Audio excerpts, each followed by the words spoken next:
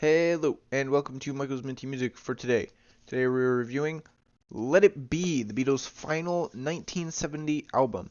It's pretty good, but it's kind of the worst of their really good albums in my opinion. So it's still really good, but it is sort of the worst in the ranking out of all of the Beatles' like really, really good albums.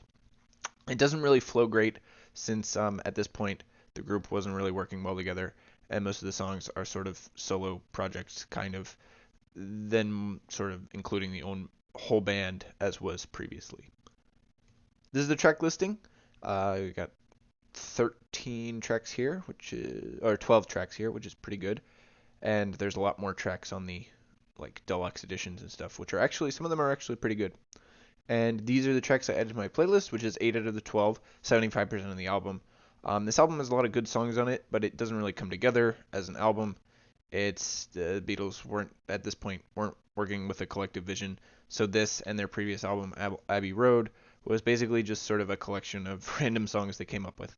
Um, it's just sort of them going like, oh well, we'll just make a bunch of songs and put them out. It's kind of super impressive that this album is still good with that in mind, right? Like the Beatles could just make music and it would be good no matter how they did it.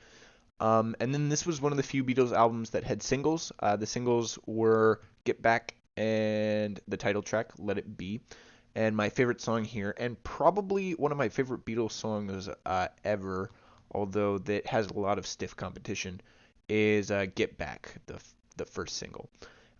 It's a great ending to their final album, and the tone of it is probably a bit too hopeful considering what happened 10 years later. But it doesn't it ends their career well in my opinion. This album honestly is a good end to their career. I think Abbey Road is a better end, but that wasn't they did this album after that.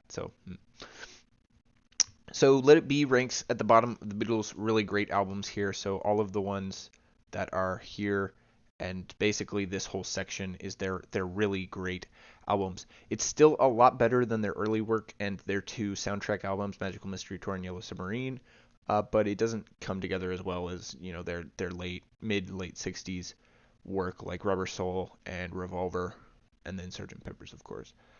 Um, it's still a great album, and with the Beatles, they really don't have any bad albums. So being in the middle is still pretty good. You're still beating out some really quite good albums by being in the middle of their rankings. And then this is my favorite album from 1970, although it is the only album I've listened to from 1970, so it doesn't have any competition. But I think it's pretty good though, so I don't think it'll be easily unseated from that position. Next up, we have Pink Floyd's 1970 album, Adam Hart Mother. I'm not sure if it'll be good or not, but I expect it to be better than their previous album, which wasn't great, Uma Guma. Either way, stay tuned for that, and as always, stay minty.